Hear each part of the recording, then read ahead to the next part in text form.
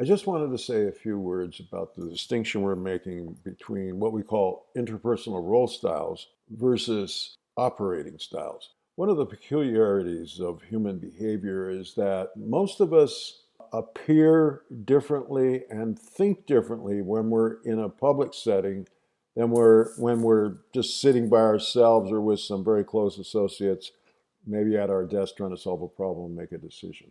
Interpersonal role style is sort of that public image that you cast when you're perhaps in meetings with a lot of other people around. Maybe you're making a presentation. Maybe you're meeting someone just for the first time.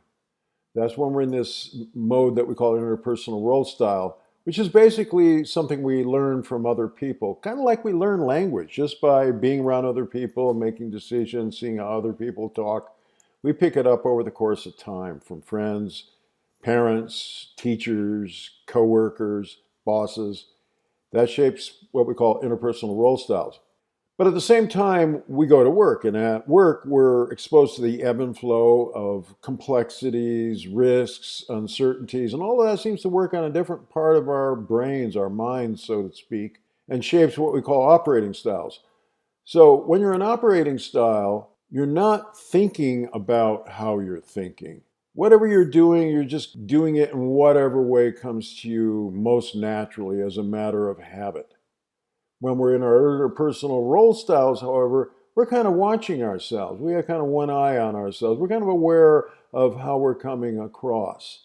So when we talk about decision styles with people, most people can recognize fairly easily their interpersonal role style profile when it's pointed out to them. But sometimes operating style isn't quite so familiar because after all, when you're in that mode, that operating style mode, you're not watching yourself. The camera isn't running. You're not recording what you're doing. The strange thing is that you may see other people's operating styles more clearly than you see your own, and likewise they'll see yours. Now, this is not about being fake or phony when you're in role style. This is an actual mode of behavior that we're in.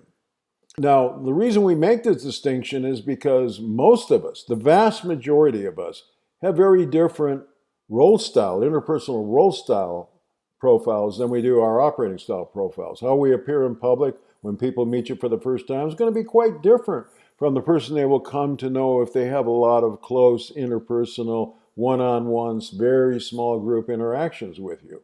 Think about how many times you've met someone for the first time and you form an impression.